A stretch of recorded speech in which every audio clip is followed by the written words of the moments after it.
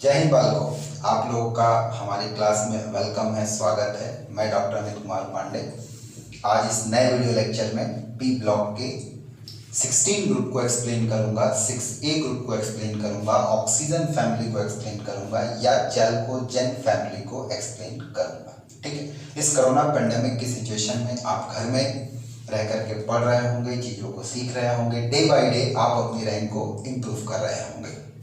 हमारी पूरी team new ACNI और सादा क्लासेस आपके साथ पूरी ईमानदारी से लगी हुई है, चाहे वो फिजिक्स के टीचर हों या केमिस्ट्री वाले सर हों या मैथमेटिक्स के सर हों या बायोलॉजी के सर हों। ठीक है, आप जिस भी माध्यम से हमारे सर लोगों के साथ जुड़े हुए हैं उस माध्यम से आप अपने क्वेश्चंस को, अपने प्रॉब्लम्स को पूछ रहे होंगे एंड आई होप दैट मैं इस बात को इंश्योर करता हूँ कि सभी लोग उसके सोल्यूशंस भी आप तक अपने लेवल पे पहुँचा रहे होंगे। चलिए, तो हम लोग ग्रुप 16 को शुरू करते हैं। बड़ा ही लोग कहते हैं बोरिंग टॉपिक है, बट आप इस बात को ध्यान रखिए कि ये चैप्टर करीब करीब 1 से 2 प्रॉब्लम के लिए जाना जाता है। इसकी इक्वेशंस का इस्तेमाल किया जाता है फिजिकल के न्यूमेरिकल प्रॉब्लम्स के लिए, और बाकी तो इसके जो डाटा हैं, जो कंटेंट है, वो सीधे सीधे आपका पूछा ही जाता है। तो उम्मीद करता हूँ आप लोग तैयार हो गए होंगे, पेन पेपर ले लिया होगा आप लोगों ने। अब हम लोग शुरू करें, क्योंकि IIT नीट इतना आसान भी नहीं है। इसको अगर करना है तो आपको पूरी ईमानदारी से लगना है, पूरी तरीके से कंसंट्रेट होकर लगना है। आई होप दैट कि आप कंसंट्रेट होकर के लग गए होंगे। शुरू करें। तो सबसे पहले अगर मैं ग्रुप 16 के इंट्रोडक्टरी पार्ट में आऊँ, इंट्रोडक्शन वाले पार्ट में आऊँ, तो आपको इंट्रो वाले पार्ट में सबसे पहले मैं आपको ये बताऊं कि इसके पहले जो सबसे पहला पीरियड होता है उसमें कोई मेंबर नहीं मिलता। सेकेंड पीरियड से मेंबर स्टार्ट होते हैं।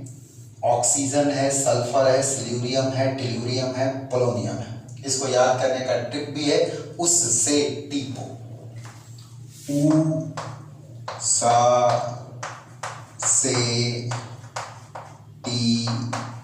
खैर, क्योंकि नीट और IIT लेवल पे हम बात करें तो इन सब बातों का कोई मतलब नहीं है, इसको आप मजाक भी कह सकते हैं। साथ ही साथ मैं आपको बताऊं कि यहाँ पर जो एटॉमिक नंबर है वो 8 है, 16 है, 34 है, 52 और 84 है, जो कि प्रीवियस मेंबर में मैजिक नंबर को जोड़ने के बाद बनता है। इस पूरे ग्रुप का सबसे पहला और सबसे इंपॉर्टेंट मेंबर है ऑक्सीजन, जिसका एटॉमिक नंबर 8 और मास नंबर 16 है, जो आपकी अर्थ क्रस्ट पर मोस्ट एबंडेंट एलिमेंट के रूप में जाना जाता है। कुछ फ्री फॉर्म में है, कुछ कंपाउंड फॉर्म में है, लेकिन सबसे ज्यादा अगर अर्थ क्रस्ट पर कोई एलिमेंट मौजूद है तो वो ऑक्सीजन है। नाउ अगर मैं सल्फर की बात करूं तो सल्फर भी ठीक ठाक अपने कंपाउंड के रूप में मौजूद है। मोस्टली अगर आप ऑर्गेनिक मैटर में देखें तो एग है, गार्लिक है, ओनियन है, मस्टर्ड ऑयल है, या कई सारे कंपाउंड सल्फर मौजूद है। सल्फर के जो ओर्स हैं या मेन कंपाउंड हैं जिनको आप सल्फर देखते हो, या आपके NCERT में जो मेंशन है, सबसे पहला जिप्सम, कैल्शियम सल्फेट .2S2, ये वही कंपाउंड है जो कि सीमेंट में मिलाया जाता है उसके सेटिंग की रेट को कम करने के लिए, डिक्रीज करने के लिए, सेटिंग टाइम को बढ़ाने के लिए। इप्सम सॉल्ट या इप्सोमाइट, जो कि परगेटिव के रूप में इस्तेमाल किया जाता है, अगर कभी कभार लैटिन वगैरह नहीं उतर रही होती तो इसी सॉल्ट का कॉम्बिनेशन दिया जाता है। अब अगर हम आगे की तरफ बढ़े, बेराइटा, बेरियम सल्फेट को कहते हैं। गैल्ना, ये लेड का मेन ओर है। ठीक है, जिंक ब्लेंडा, ये जिंक का मेन ओर है। कॉपर पाइराइट, ये कॉपर का मेन ओर है, और ये इनके फॉर्मूले हैं जिनको आपको याद रखना है। इनको विशेष रूप से इसलिए याद रखना है क्योंकि ये NCERT में मेंशन है। यहाँ पर अगर हम बात करें सिल्यूरियम और टेल्यूरियम, तो ये मेटलॉइड होते हैं, और अगर पोलोनियम की बात की जाए तो ये मेटल होता है, लेकिन किस नेचर का होता है? रेडियो एक्टिव है। और बेसिकली पोलोनियम जो है थोरियम और यूरेनियम के डीके करने पर बनता है। चलेगा। अगर इस ग्रुप में मैं जनरल इलेक्ट्रॉनिक कॉन्फ़िगरेशन की बात करूं तो वो NH2NP4 आता है। ये कॉन्फ़िगरेशन ये बताता है, तय करता है कि इस ग्रुप में सभी एलिमेंट अपनी ग्राउंड स्टेट में पैरामैग्नेटिक बिहेवियर को शो करेंगे और इनके पास 2 अनपेयर्ड इलेक्ट्रॉन मौजूद होता है। कैसे, इस बात को आप देख भी सकते हैं। अगर मैं यहाँ ऑक्सीजन ही ले लूँ तो इसका एटॉमिक नंबर 8 है, और कॉन्फ़िगरेशन देखूंगा तो 1s2 2s2 2p4 मिलेगा। अब अगर इसकी वैलेंसी सेल का कॉन्फ़िगरेशन देखा जाए तो वैलेंसी सेल में 2s सब सेल में 2 इलेक्ट्रॉन आपको दिख रहे हैं और 2p सब सेल में 4 इलेक्ट्रॉन आपको दिख रहे हैं। तो ऐसी स्थिति में हुन रूल के हिसाब से अगर आप इलेक्ट्रॉन भरेंगे तो पहले अनपेयर्ड और फिर क्या आपका पेयर्ड। नाउ जब आप चारों इलेक्ट्रॉन को भर लेंगे तो ये 2 इलेक्ट्रॉन कैसे हैं आपके अनपेयर्ड हैं। अनपेयर्ड है यानी इसका बिहेवियर कैसा हो गया, पैरा मैग्नेटिक हो गया। मैग्नेटिक मोमेंट अगर निकालेंगे तो √n+2, तो ग्राउंड स्टेट में 2 + 2 यानी कि √8 pm आएगा, बोहर मैग्नेटॉन आएगा। चलेगा। अब अगर इन एलिमेंट की बात की जाए कि इनका बिहेवियर कैसा है, तो ऑक्सीजन और सल्फर मुख्य रूप से नॉन मेटल है, सिल्यूरियम और टेल्यूरियम मुख्य रूप से मेटलॉयड है, जबकि पोलोनियम एक बड़ी कम हाफ लाइफ वाला रेडियो एक्टिव मेटल है। आप देख सकते हैं कि आपके एनसीईआरटी में डाटा दिया हुआ है कि इसकी हाफ लाइफ 13.8 डेज है, दिन है। चलेगा। इसके अलावा मैंने एक बड़ी इंपॉर्टेंट बात बताई कि ये सभी एलिमेंट एलोट्रॉपी को शो करते हैं। एलोट्रॉपी का मतलब अगर पर्टिकुलर सेम एलिमेंट नेचर में डिफरेंट टाइप के स्ट्रक्चर्स के रूप में पाया जाए तो उसे एलोट्रॉप्स कहते हैं। वो सभी कंपाउंड उस एलिमेंट का क्या कहलाते हैं, एलोट्रॉप कहलाते हैं।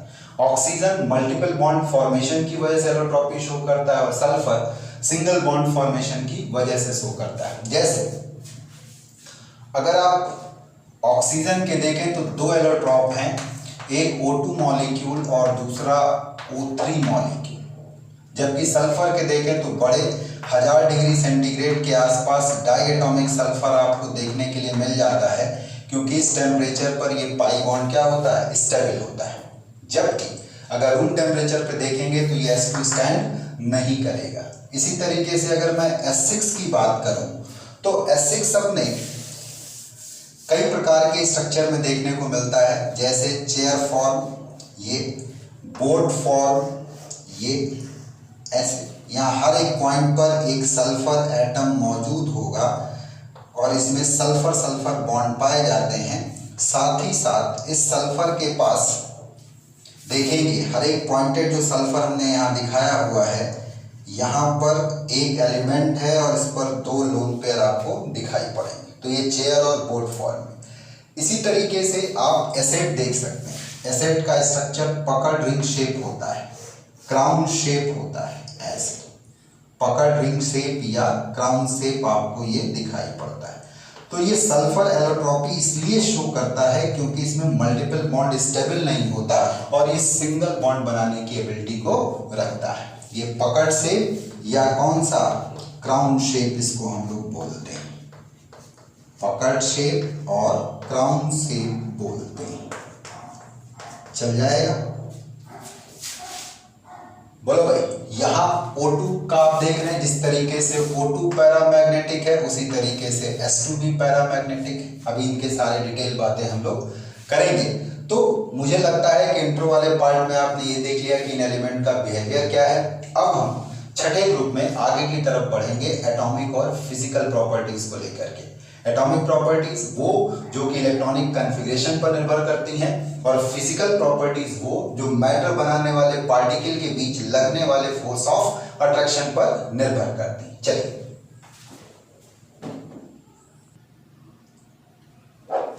चलिए बाबू, सबसे पहले आप लोग जो आपके ग्रीन बोर्ड पर लिखा गया उसका एक स्क्रीनशॉट लीजिए, क्योंकि ये बड़ा इंपॉर्टेंट डाटा है। अभी इसके बाद मैं इसको एक्सप्लेन करता हूँ कि क्या है, कैसे है और कैसे क्वेश्चन इसके ऊपर आएगा। ले लीजिए, ले लिया, शुरू करें। चलिए, हम लोग यहाँ पर 16वें ग्रुप की 6A ग्रुप की ऑक्सीजन फैमिली की एटॉमिक और फिजिकल प्रॉपर्टीज को डिस्कस करने जा रहे हैं।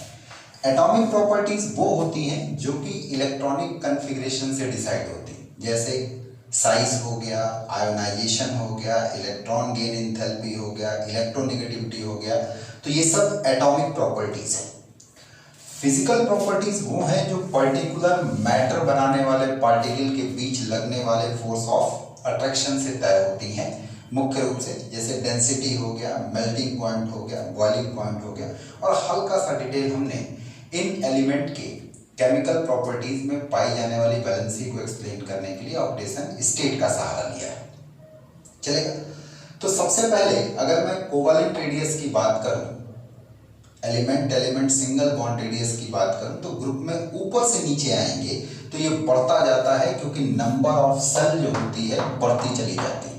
ऑक्सीजन 2 सेल वाला है, सल्फर 3, सिल्यूरियम 4, ट्यूरियम 5, पोलोनियम 6। एक लड़के ने कहा सर यहाँ पर तो साइज बाकी ग्रुपों में हमने देखा है कहीं कहीं घट जाता है, बराबर हो जाता है। मैंने कहा बेटा यहाँ पर ये डिफरेंस घटा है, लेकिन इतना नहीं घटा कि पोलोनियम ट्यूरियम से छोटा हो जाए। तो ये डिफरेंस इसलिए घटा है क्योंकि यहाँ कौन सा कॉन्ट्रैक्शन काम कर रहा है, लेंथेनाइड कॉन्ट्रैक्शन। एक बच्चे ने कहा कि सर पीरियोडिक मतलब ये जो टेबल बनी है उसमें डाटा दिया है, क्या मैं उस डाटा को रट लूँ? मैंने कहा डाटा कितना रटोगे, बहुत क्वेश्चन आएंगे आपका। आज के लेवल पर जो क्वेश्चन आते हैं मैक्सिमम वैल्यू पूछ लेगा, मिनिमम पूछ लेगा, इंक्रीजिंग पूछ लेगा, डिक्रीजिंग पूछ लेगा। तो अगर ये ऑर्डर आपके दिमाग में है तो आपको कोई दिक्कत नहीं आएगी। इसी तरीके से अगर मैं आयनिक रेडियस की बात करूं तो आयनिक रेडियस भी ग्रुप में ऊपर से नीचे आने पर क्या करती जाएगी, बढ़ती चली जाएगी। इसमें भी कोई दिक्कत नहीं है। हाँ, आयोनाइजेशन एंथैल्पी को अगर पकड़ा जाए तो आयोनाइजेशन एंथैल्पी में 2 प्रकार के सवाल आते हैं। एक तो आता है कि ग्रुप में आप बता दो, तो ग्रुप में भाई ऊपर से नीचे आएंगे, साइज बढ़ेगा तो आयोनाइजेशन एंथैल्पी क्या करेगी, घटेगी, कोई दिक्कत नहीं। लेकिन इस आयोनाइजेशन एंथैल्पी को 5वें ग्रुप से कंपेयर करके पूछा जाएगा, जैसे कि नाइट्रोजन और ऑक्सीजन में किसकी पहली आयोनाइजेशन एनर्जी ज्यादा है, तो नाइट्रोजन का एटॉमिक नंबर 7 है और ऑक्सीजन का 8 है। तो ऐसी स्थिति में ध्यान रखिए इसका जो कॉन्फ़िगरेशन आता है 2s2 2p3 वैलेंसी सेल का, और ऑक्सीजन का आता है 2s2 2p4। पकड़ रहे हो? तो यहाँ जो इलेक्ट्रॉन निकलेगा वो stable half filled p subshell से निकलता है। इसलिए पहली आयोनाइजेशन के लिए नाइट्रोजन की आयोनाइजेशन एनर्जी ऑक्सीजन से क्या है, आपका ज्यादा है। लेकिन यही कहा जाए कि सेकंड आयोनाइजेशन एनर्जी को कंपेयर कर दो, तब यहां पर भाई एक इलेक्ट्रॉन निकालने के बाद का कॉन्फ़िगरेशन ये बचेगा। अब इफेक्टिव न्यूक्लियर चार्ज भी ऑक्सीजन का ज्यादा है और साथ में इसके पास स्टेबल कॉन्फ़िगरेशन भी है। तो ऐसी स्थिति में सेकंड आयोनाइजेशन के लिए ऑक्सीजन की आयोनाइजेशन एनर्जी नाइट्रोजन से ज्यादा होगी। इसी में अगर मान लो थर्ड पूछ दे तो एक एक और निकाल लो। जब एक एक निकाल लोगे तो भी यहाँ इसकी इफेक्टिव न्यूक्लियर चार्ज ज्यादा है, तो थर्ड आयोनाइजेशन एनर्जी ऑक्सीजन की नाइट्रोजन से ज्यादा होगी। लेकिन यही अगर फोर्थ कंपेयर करने के लिए कह दिया गया तो संभलने की जरूरत है। क्या फोर्थ वाले में आप देखोगे कि नाइट्रोजन में इलेक्ट्रॉन 2s कंप्लीट सबसेल से निकलेगा, जबकि यहाँ आउटर 2p सबसेल से निकलेगा। तो फोर्थ आयोनाइजेशन के लिए आप देखोगे कि नाइट्रोजन की आयोनाइजेशन एनर्जी ऑक्सीजन से ज्यादा है। तो जरा समझना कि पहला और चौथा नाइट्रोजन का ऑक्सीजन से ज्यादा है, जबकि दूसरा और तीसरा ऑक्सीजन का नाइट्रोजन से ज्यादा है। आजकल ये क्वेश्चन ट्रेंड में है, तो थोड़ा सा इस पर आप ध्यान देंगे। बात को अगर हम आगे की तरफ बढ़ाएं तो अगली बात आती है इलेक्ट्रॉन गेन एंथैल्पी को लेकर के। और जब हम इलेक्ट्रॉन गेन एंथैल्पी की बात करते हैं तो इसमें पर्टिकुलर एलिमेंट इलेक्ट्रॉन लेकर के मोनोवैलेंट एनायन में बदलता है। याद रहे कि electron gain enthalpy oxygen family की हमेशा हैलोजन फैमिली से कम होती है। साथ ही साथ इलेक्ट्रॉन गेन एंथैल्पी सल्फर की सबसे ज्यादा और ऑक्सीजन की सबसे कम होती है। ऑक्सीजन की सबसे कम होने का रीजन ये है कि इसका साइज छोटा होता है और इलेक्ट्रॉन डेंसिटी ज्यादा होने की वजह से सरफेस पर रिपेलिंग टेंडेंसी ज्यादा होती है, तो रिलीज एनर्जी की वैल्यू कम आ जाती है। हम इलेक्ट्रॉन गेन एंथैल्पी में बेसिकली रिलीज एनर्जी ही कंपेयर करते हैं। चलेगा। इलेक्ट्रोनेगेटिविटी, इस प्रॉपर्टी में कोई दिक्कत ही नहीं है। ग्रुप में ऊपर से नीचे आएंगे, साइज बढ़ेगा, इलेक्ट्रोनेगेटिविटी घटता चला जाएगा, इसका कोई एक्सेप्शन भी नहीं है। डेंसिटी की अगर आप बात करें तो डेंसिटी बेसिकली अगर नॉन रेडियो एक्टिव एलिमेंट की कंपेयर की जाए तो ग्रुप में ऊपर से नीचे आने पर बढ़ेगी, यानी सबसे ज्यादा टेल्यूरियम की और सबसे कम किसकी, ऑक्सीजन की। अब अगर हम मेल्टिंग और बॉइलिंग पॉइंट की बात करें तो मेल्टिंग और बॉइलिंग पॉइंट आप देखेंगे पूरे ग्रुप में टेल्यूरियम का सबसे ज़्यादा है।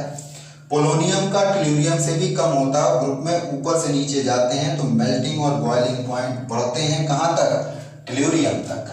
चलेगा, पोलोनियम का टेल्यूरियम से कम होता है, ये बात दिमाग में रखना है।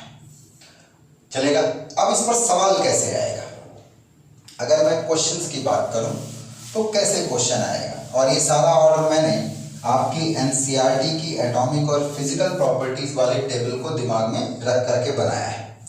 तो इसमें जो क्वेश्चन आएगा, एक क्वेश्चन मैं करा देता हूं, एक ही क्वेश्चन से करीब करीब सारी बातें क्लियर हो जाएंगी।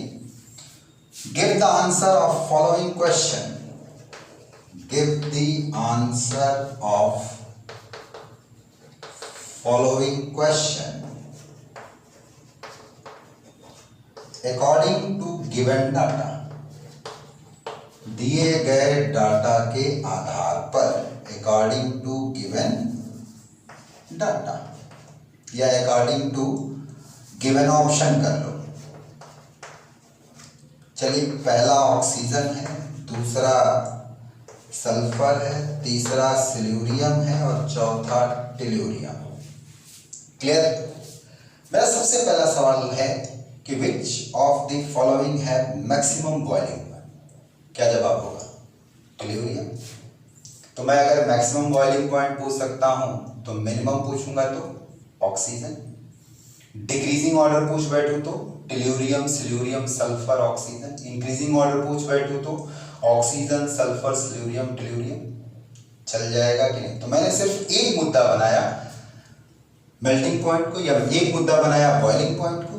तो जैसे मैं बॉइलिंग पॉइंट को मुद्दा बना रहा हूं, वैसे ही मैं किसको बना सकता हूं, मेल्टिंग पॉइंट को। वैसे ही मैं किसको बना सकता हूं, डेंसिटी को। वैसे ही किसको बनाया जा सकता है, इलेक्ट्रॉन एफिनिटी को, आयोनाइजेशन एनर्जी को, इलेक्ट्रोनेगेटिविटी को। और हर एक मुद्दे पर कितने क्वेश्चन खड़े होंगे, 4। तो मेरे पास करीब 8 मुद्दे हैं, तो यानी कितने क्वेश्चन मैंने खड़े कर दिए, 32 क्वेश्चन। इन्हीं को मिक्स कर दीजिए, 35-40 क्वेश्चन की कहानी खड़ी हो गई। जैसे मैं पूछूं कि विच ऑप्शन है maximum value of electron affinity, क्या आंसर होगा, sulphur. Minimum value of electron affinity क्या होगा, oxygen. What about decreasing order of electron एफिनिटी ऑफ दीस 4 element, sulphur, selenium, tellurium, oxygen. What about increasing order of electron affinity, oxygen, tellurium, selenium, फिर क्या आपका सल्फर। कर लोगे कि नहीं? अब थोड़ा सा हम लोग ऑक्सीडेशन स्टेट पर आते हैं। जो वैलेंसी का एक फॉर्मेट होता है, केमिकल एक्टिविटी तय करने में मदद करता है। ऑक्सीजन और सल्फर नॉन मेटल हैं, इस वजह से इनमें नेगेटिव ऑक्सीडेशन स्टेट ठीक ठाक देखने को मिलती है। यहां पर भी सिल्यूरियम, टेल्यूरियम मेटलॉइड है तो इसमें मिल जाती है, लेकिन पोलोनियम नेगेटिव ऑक्सीडेशन स्टेट नहीं शो करता, ये पॉजिटिव ही शो करता है, क्योंकि ये कौन सा कैरेक्टर रखता है, मेटेलिक कैरेक्टर को रखता है। ऑक्सीजन बड़े रेयर कंपाउंड्स में पॉजिटिव ऑक्सीडेशन स्टेट को शो करेगा, केवल फ्लोराइड्स के साथ OF2 या फिर O2F2। जबकि सल्फर, सिल्यूरियम और टेल्यूरियम में नेगेटिव और पॉजिटिव दोनों ऑक्सीडेशन स्टेट बड़े ही कॉमन है। अगर आप ग्रुप में ऊपर से नीचे आएंगे तो पॉजिटिव ऑक्सीडेशन स्टेट की स्टेबिलिटी क्या करेगी, बढ़ेगी, और नेगेटिव की क्या करेगी, घटेगी। साथ ही साथ अगर डिफरेंट पॉजिटिव ऑक्सीडेशन स्टेट है तो ग्रुप में ऊपर से नीचे आने पर लोअर ऑक्सीडेशन स्टेट की स्टेबिलिटी बढ़ेगी और हायर की क्या करेगी, आपका घटेगी। और इसका कारण क्या होगा, due to inert pair effect. जैसे मैं अगर कहूं कि मेरे पास पोलोनियम +2 में है और पोलोनियम +4 में, which is more stable in that situation, +2 चलेगा। क्यों, due to inert pair effect. और इनर्ट पेयर इफेक्ट की बात कई बार हो चुकी है कि ग्रुप में ऊपर से नीचे जाते हैं तो S और P सबसेल के बीच का एनर्जी गैप बढ़ जाता है, और इसके बढ़ने की वजह से S का इलेक्ट्रॉन किस में नहीं जा पाता, आपका P में नहीं जा पाता, नतीजा बॉन्डिंग में पार्टिसिपेट नहीं करेगा, और लोअर वैलेंसी ही अनपेड इलेक्ट्रॉन की वजह से मिलेगी हमको। इस वजह से लोअर ऑक्सीडेशन स्टेट की स्टेबिलिटी ऊपर से नीचे आने पर क्या करती है, आपकी बढ़ती है। इसी घटना को हम किसके नाम से जानते हैं, इनर्ट पेयर इफेक्ट के नाम से। चलेगा, बोलो भाई, कोई दिक्कत नहीं यहां तक? चलिए एक बार केमिकल प्रॉपर्टीज को इसके आगे डील करते हैं। चलिए, तो हम लोग केमिकल प्रॉपर्टीज को अगर 6A ग्रुप की डील करें, ग्रुप 16 का डील करें, तो ये अपने कंपाउंड में एलिमेंट डिफरेंट टाइप की ऑक्सीडेशन स्टेट को शो करते हैं। मेनली -2 से लेकर के +6 तक होता है। जो नॉन मेटल है वो नेगेटिव पॉजिटिव दोनों शो करेगा, जो प्योर मेटल है वो केवल पॉजिटिव शो करेगा। ऊपर से नीचे आएंगे तो नेगेटिव ऑक्सीडेशन स्टेट की स्टेबिलिटी घटेगी और पॉजिटिव ऑक्सीडेशन स्टेट की स्टेबिलिटी बढ़ेगी। एक बात, जो हायर ऑक्सीडेशन स्टेट है मोस्टली ये एलिमेंट इलेक्ट्रोनेगेटिव एलिमेंट के साथ शो करेंगे, या तो ऑक्सीजन के साथ या फिर फ्लोरीन के साथ। मोस्टली जो +4 वाला है वो ऑक्सीजन के साथ देखने को मिलेगा, +6 वाला जो है फ्लोरीन के साथ देखने को मिलेगा। एक बात और अगर हम पॉजिटिव ऑक्सीडेशन स्टेट में कंपेयर करेंगे तो लोअर की स्टेबिलिटी हायर से ज्यादा होगी ऊपर से नीचे आने पर, और इसके लिए कौन जिम्मेदार है? Inert pair effect. तो एक एक करके पॉइंट को देखें। सबसे पहला पॉइंट मैंने बता दिया कि ऑक्सीजन परिवार में ऊपर से नीचे की तरफ अगर आप आएंगे तो -2 ऑक्सीडेशन स्टेट की stability down the group decrease करेगा। ये साइन डिक्रीज का है, और डिक्रीज इसलिए करेगा क्योंकि नॉन मेटेलिक कैरेक्टर क्या कर रहा है? आपका डिक्रीज कर रहा है। Negative oxidation state usually non metals रखते हैं, पॉजिटिव वाला मेटल्स रखते हैं। नेक्स्ट, जो कॉमन ऑक्सीडेशन स्टेट हमने बताया है वो +4 और +6 रहेगा, लेकिन ये +4 और +6 यूजुअली ऑक्सीजन शो नहीं करता, और इसका एक कारण है क्योंकि ऑक्सीजन की वैलेंसी सेल में D सब सेल नहीं पाई जाती, तो ये अपनी वैलेंसी को किसी हालत में एक्सपेंड नहीं कर सकता, तो 4-6 ऑक्सीजन में दिखाई नहीं पड़ेगा। तीसरी बात जो मैंने कही कि जो +4 ऑक्सीडेशन स्टेट है मोस्टली आपको ऑक्सीजन के साथ, और +6 वाली जो ऑक्सीडेशन स्टेट है एलिमेंट पर इस ग्रुप के, वो फ्लोरीन के साथ देखने को मिलेगी। एनसीईआरटी में दोनों पॉइंट दिए हुए हैं। साथ में अगर आप ऑक्सीजन से पोलोनियम की तरफ आए तो +4 ऑक्सीडेशन स्टेट की स्टेबिलिटी बढ़ेगी तो +6 वाले की घटेगी, और घटने इसके बढ़ने के पीछे, इसके घटने के पीछे कौन जिम्मेदार है? Inert pair effect. चल जाएगा? बोलो भाई। अब अगर आप ध्यान से देखो तो मैंने यहाँ पर एक बात और भी कही है कि element in +4 and +6 oxidation state are mostly covalent. ये बात कहाँ से निकल करके आई? आपको तो मालूम है कि कोवेलेंट कैरेक्टर जो होता है वो पोलराइजेशन और पोलराइजेबिलिटी इन दोनों के डायरेक्टली प्रोपोर्शनल है। पोलराइजेशन जो है चार्ज ऑफ कैटायन के डायरेक्टली प्रोपोर्शनल होता है, तो अगर चार्ज ऑफ कैटायन ज्यादा होगा तो कोवेलेंट कैरेक्टर ज्यादा होगा, इसलिए +4 और +6 जो कि हायर ऑक्सीडेशन स्टेट हैं ये कंपाउंड को कहाँ ले जाती हैं? कोवेलेंट नेचर की तरफ ले जाती हैं। लास्ट में हम लोग एनॉमलस प्रॉपर्टीज की बात कर रहे हैं। तो अगर हम एनॉमलस प्रॉपर्टी की बात करें तो जैसा कि हर पी ब्लॉक के ग्रुप का पहला मेंबर एनॉमलस प्रॉपर्टी शो करता था, उसका यूजुअल कॉमन पैटर्न हुआ करता था, तो यहाँ पर भी वही पैटर्न देखने को मिलेगा। ऑक्सीजन ग्रुप में सबसे छोटा है, इसकी इलेक्ट्रॉन नेगेटिविटी और आयोनाइजेशन एनर्जी ग्रुप में सबसे ज्यादा है, इसकी इलेक्ट्रॉन एफिनिटी ग्रुप में सबसे कम है, और ये एक स्पेशल टेंडेंसी रखता है हाइड्रोजन के साथ हाइड्रोजन बॉन्ड बनाने की। चलेगा?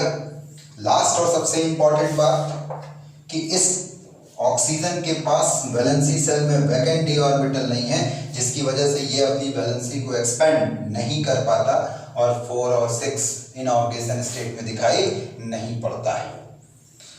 तो ये जो 4-5 वजह हैं ये ऑक्सीजन को ग्रुप के बाकी के मेंबर से अलग करती हैं। किस मामले में? प्रॉपर्टीज को लेकर के, और इन्हीं प्रॉपर्टीज को हम क्या कहते हैं? एनॉमलस प्रॉपर्टीज कहते हैं। चल जाएगा? तो केमिकल प्रॉपर्टीज में अगर आप इतना जानते हैं तो बात पूरी हो जाती है। और हम लोग अगर अब इस ग्रुप के कुछ एलिमेंट, इनके कंपाउंड देखें हाइड्रोजन के साथ में, इनके कंपाउंड देखें ऑक्सीजन के साथ में, इनके कंपाउंड देखें हैलोजन के साथ में, तो बात थोड़ी सी और बढ़िया बन जाएगी। चलिए, ठीक। तो हम लोग अगर यहाँ पर बात करें तो कंपाउंड्स की बात करने जा रहे हैं कुछ 6A ग्रुप एलिमेंट का, हाइड्रोजन के साथ, ऑक्सीजन के साथ और किसके साथ? हैलोजन के साथ। तो सबसे पहला हम लोग देखते हैं हाइड्रोजन के साथ, और ये कंपाउंड कहलाएंगे आपके हाइड्राइड्स। सभी छठे ग्रुप के एलिमेंट हाइड्रोजन के साथ EH2 टाइप का हाइड्राइड बनाते हैं। तो mostly oxygen, sulphur, selenium, tellurium, इन सब में तो ये हाइड्राइड रिकवर्ड होता है। पोलोनियम वाला अनस्टेबल है दो वजहों से, एक तो ये मेटल होता है, दूसरी चीज ये रेडियो एक्टिव नेचर का है, तो हाइड्रोजन ऐड करने की टेंडेंसी इसकी बड़ी पुअर होती है। अब अगर हम इन के हाइड्राइड ले लें तो वाटर आएगा, H2S आएगा, H2SE आएगा, H2TE आएगा। यहाँ पर ये जो वाटर होता है ये शो करता है इंटरमॉलिक्यूलर हाइड्रोजन बॉन्डिंग को, यानी दो मैटर बनाने वाले मॉलिक्यूल्स के बीच में हाइड्रोजन बॉन्ड पाया जाएगा। जबकि इसको छोड़ के बाकी सब की बात की जाए तो ये सब के सब जो है क्या नहीं शो करते हैं, does not show hydrogen bonding. तो इनमें वंडरवॉल फोर्स पाया जाता है और वंडरवॉल फोर्स में डाइपोल डाइपोल अट्रैक्शन होगा या किजाम अट्रैक्शन होगा। जो वंडरवॉल फोर्स का एक फॉर्मेट है, मोलर मास पर निर्भर करेगा, ऊपर से नीचे आएंगे, मोलर मास बढ़ेगा तो ये किजाम अट्रैक्शन की स्ट्रेंथ भी क्या करेगी, आपका बढ़ेगी। वाटर ही है जो रूम टेम्परेचर पर लिक्विड में है, बाकी सब जो होते हैं गैस या वेपर में होते हैं। अब अगर हम इनकी प्रॉपर्टीज की बात कर लें तो यहाँ पर अगर आप देखेंगे तो वाटर मॉलिक्यूल में सेंटर में ऑक्सीजन होगा और दो हाइड्रोजन जुड़े होंगे, जबकि दो लोन पेयर दो sp3 हाइब्रिडाइज ऑर्बिटल में रखे होंगे। यहाँ oxygen V shape bend shape molecule होता है, साथ ही साथ इसका हाइब्रिडाइजेशन सेंट्रल ऑक्सीजन का sp3 है। दो बॉन्ड पेयर और दो लोन पेयर होने की वजह से इसका जो शेप आता है वो V शेप आएगा और इसका जो रिजल्टेंट डाइपोल मोमेंट है वो जीरो नहीं हो। बाकी तो अभी हम लोग डिटेल में आगे बात करेंगे। तो यहाँ अगर आप देखें तो हम अगर एलिमेंट को बदल रहे हैं तो ऑक्सीजन की जगह सल्फर, सिल्यूरियम, टेल्यूरियम, पोलोनियम, तो ये बॉन्ड लेंथ बढ़ जाएगी, चलेगा। इस बॉन्ड लेंथ के बढ़ने पर बॉन्ड एनर्जी जो है वो घटेगी। तो सबसे पहला मैंने बताया कि ग्रुप में ऊपर से नीचे आएंगे इन हाइड्राइड में तो बॉन्ड डिसोसिएशन एनर्जी घटती है। अगर बॉन्ड डिसोसिएशन एनर्जी घट गई, बॉन्ड एनर्जी ही घट गई तो ओवरऑल स्पीसीज की थर्मल स्टेबिलिटी भी कंप्रोमाइज कर जाएगी, वो भी घटती चली जाएगी। साथ में अगर हम बॉन्ड एंगल की बात करें तो वो भी घटता है, कारण कि जैसे ही एलिमेंट का साइज बढ़ता है उसकी इलेक्ट्रोनेगेटिविटी घटती है और ऑर्बिटल को कंसंट्रेट करने की टेंडेंसी भी घट जाती है। तो जब ऑर्बिटल की मिक्सिंग ही नहीं होगा तो हाइब्रिड कैरेक्टर भी क्या करेगा, आपका घटता चला जाएगा। सो बॉन्ड एंगल भी घटता जाता है और दो p ऑर्बिटल के बीच के बॉन्ड एंगल 90 डिग्री की तरफ मूव करेगा, तो यहाँ पर HEH बॉन्ड एंगल भी घटेगा। एंथैल्पी ऑफ फॉर्मेशन यानी केमिकल स्पीसीज को बनाते समय रिलीज होने वाली एनर्जी, उसकी वैल्यू भी क्या कर रही है, आपका घट रही है।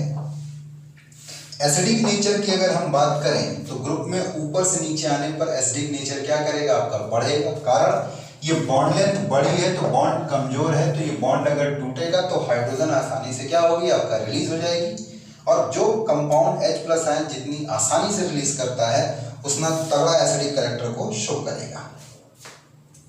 EH बॉन्ड लेंथ की बॉन्ड लेंथ जो है EH बॉन्ड की बॉन्ड लेंथ इंक्रीज कर रही है, तो ये इसके बारे में हमने एक जनरल इंफॉर्मेशन दिया।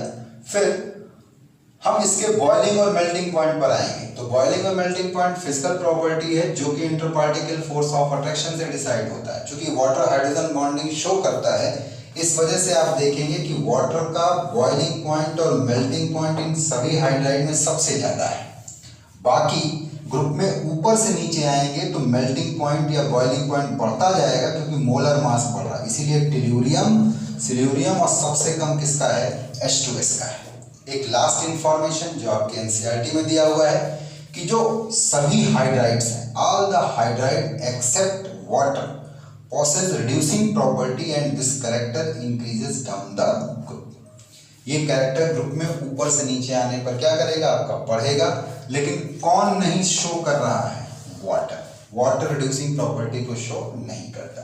वाटर बेसिकली न्यूट्रल नेचर को शो करता है, हाई डाइलेक्ट्रिक कांस्टेंट वाला है, इस वजह से इसको चैंपियन सॉल्वेंट भी कहते हैं आयनिक कंपाउंड के लिए और पोलर जो मॉलिक्यूल्स होते हैं उनके लिए। तो इस बात को ध्यान रखिएगा कि इन हाइड्राइड में वाटर को अगर छोड़ दिया जाए तो बाकी सब रिड्यूसिंग प्रॉपर्टी को शो करेंगे और ये प्रॉपर्टी ग्रुप में ऊपर से नीचे आने पर हाइड्राइड्स में क्या करेगी, आपका बढ़ेगी। चलेगा। अब हम लोग आगे की तरफ बढ़ेंगे।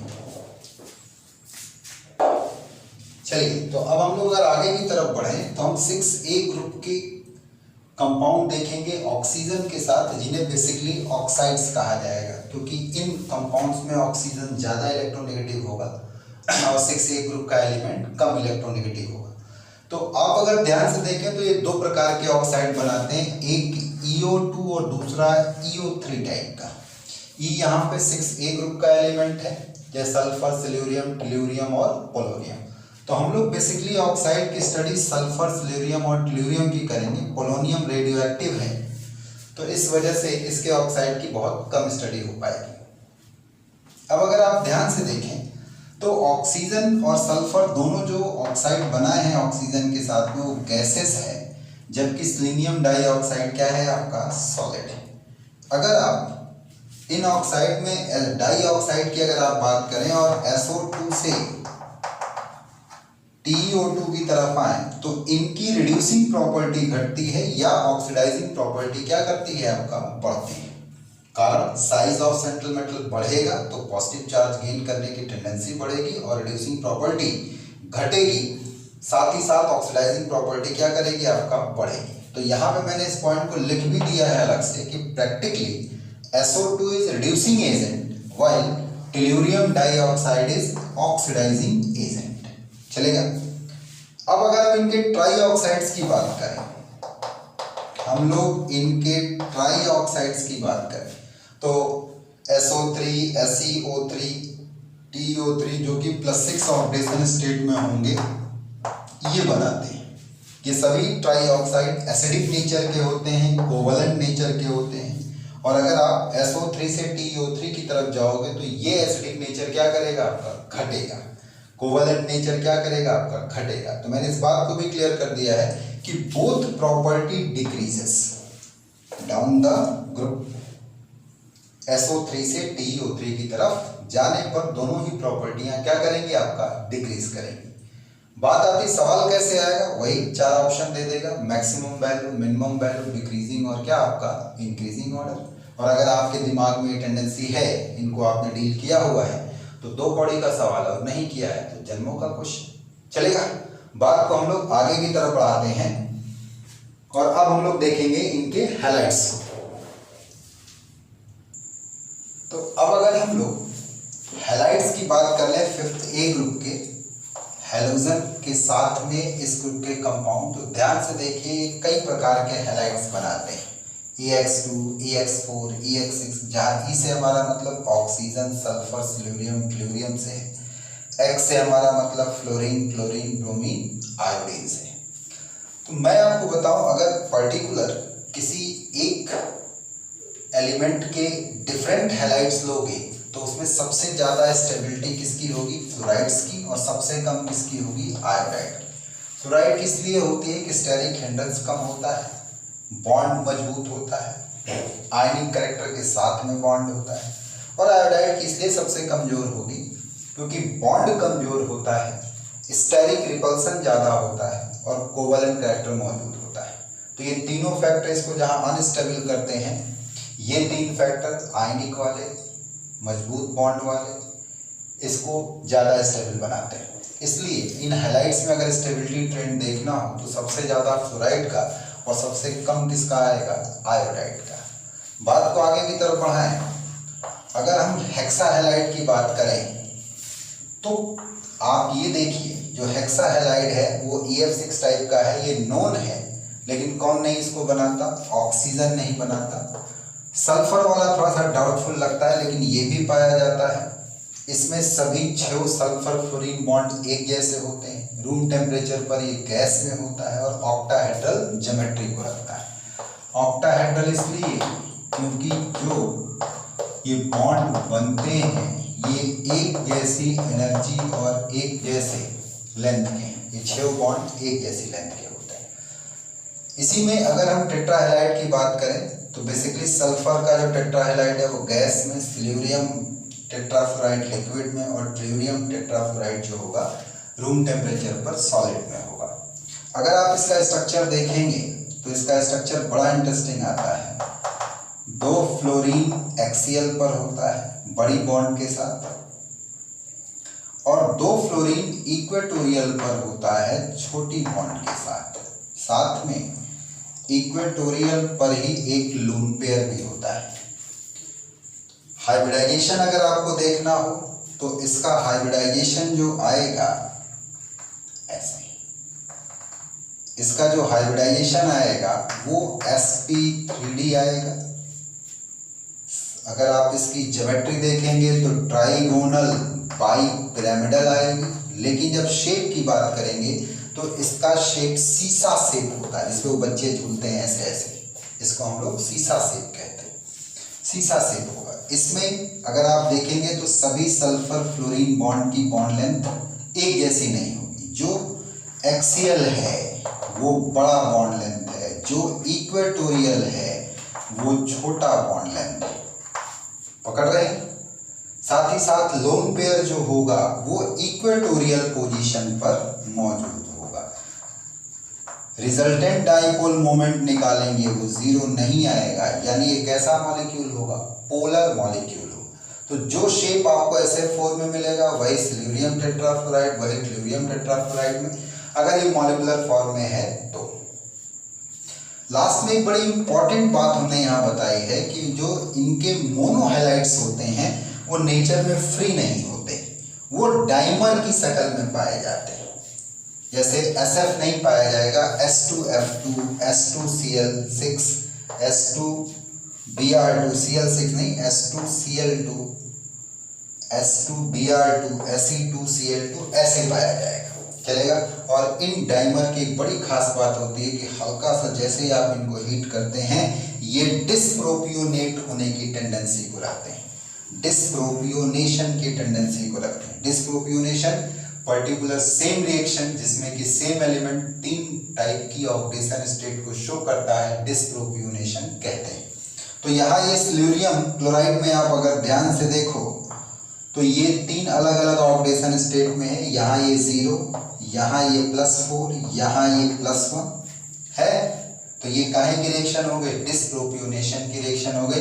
तो मोनोहैलाइड की खास बात है कि अपनी डायमरिक स्टेट में क्या होते हैं? डिसप्रोपियोनेट होते हैं। तो हम लोगों ने इस लेक्चर में बाल को एटॉमिक प्रॉपर्टीज, फिजिकल प्रॉपर्टीज और कुछ जो जनरल एलिमेंट हैं जिनके साथ, पॉपुलर एलिमेंट के साथ इस ग्रुप के एलिमेंट जो कंपाउंड बनाते हैं उनको हम लोगों ने डील किया, जो कि NCERT का सारा पॉइंट टू पॉइंट जो भी है वो भी इसके अंदर क्या है आपका मौजूद है। तो अगले पार्ट में हम लोग पढ़ेंगे जिसमें कि हम इसके कंपाउंड को लेकर के चलेंगे, ऑक्सीजन, ओजोन, सल्फर के कंपाउंड, उसके बाद जो ऑक्सी एसिड है सल्फर का उसको हम लोग डील करेंगे। उम्मीद करता हूँ कि आपको हमारा लेक्चर समझ में आ रहा होगा, चीज़ें पकड़ में आ रही होंगी, आपके डाउट्स दूर हो रहे होंगे, आपकी प्रॉब्लम कम हो रही होगी और आपकी रैंक जिस भी पोजीशन पर है AIR 1 की तरफ शिफ्ट हो रही होगी। बोलो भाई। तो अगर बात को आपको समझ में आ रहा है, पकड़ में आ रहा है तो कम से कम कुछ सब्सक्राइब करो, शेयर करो, कमेंट करो, कुछ तो करो, कि बैठे रहोगे खुद बन करके, तो उससे तो कोई काम चलेगा नहीं। तो आप इसको करिए, साथ में अपने फ्रेंड्स को बताइए। आप जिस भी माध्यम से हमसे जुड़े हुए हैं उस माध्यम से आप हमसे क्वेश्चंस को भी आप पूछ सकते हैं, उसके आंसर आप तक पहुंच रहे होंगे। ठीक है, चलिए तो फिर हम लोग अगले लेक्चर में मिलते हैं। पढ़ते रहिए, आगे बढ़ते रहिए, लाइफ में आगे आइए, अपनी रैंक को इम्प्रूव करिए। इस करना पढ़ने में बिल्कुल मत डरिए। आपका हमारा न्यू ACNI और सादा क्लासेस की तरफ से यही बेस्ट विशेष है। ठीक है, चलिए आज इतना ही रखते हैं। जय हिंद।